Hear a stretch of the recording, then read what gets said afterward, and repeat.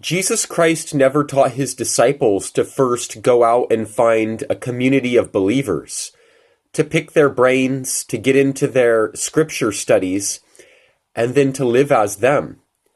Jesus said, "Seek first the kingdom of God and his righteousness, and everything else will be added unto you." The churches today, even the worst of them, will quote Hebrews chapter 10. And they say, don't give up the fellowship. They manipulate this scripture to make people feel guilty if they don't go to their church. They say that you will be like a branch broken off of a tree, withered up and dead if you're not a part of their fellowship group. I want to read to you what Hebrews chapter 10 does say and encourage you to really exhort one another in the love of Jesus Christ. This is found in Hebrews chapter 10. I'm starting in verse 23. Let us hold fast the confession of our hope without wavering, for he who promised is faithful.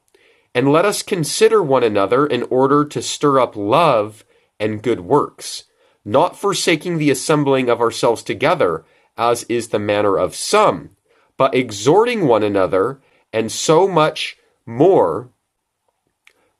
the more as you see the day approaching. For if we sin willfully after we have received the knowledge of the truth, there no longer remains a sacrifice for sins, but a certain fearful expectation of judgment and fiery indignation which will devour the adversaries. We need to make sure, especially in these last days, that we are exhorting one another to live holy and pure without sin. The churches of today tell themselves that they are saved in sin. They tell their members that they are sinners saved by grace. They do not exhort one another to live holy, to come out of sin, to separate themselves completely from everything that is sinful and sinners. They teach everyone that they will just go on sinning forever and they will be saved by grace because Jesus covers over all their sins in the past, in the present, and in the future. That is not true. This easy gospel that the churches teach is the Antichrist agenda. This message comes from Satan because Satan doesn't want anyone to inherit everlasting life.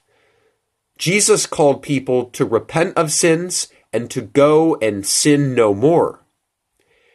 If we do not truly repent and come out of everything that is sinful, we will not inherit everlasting life.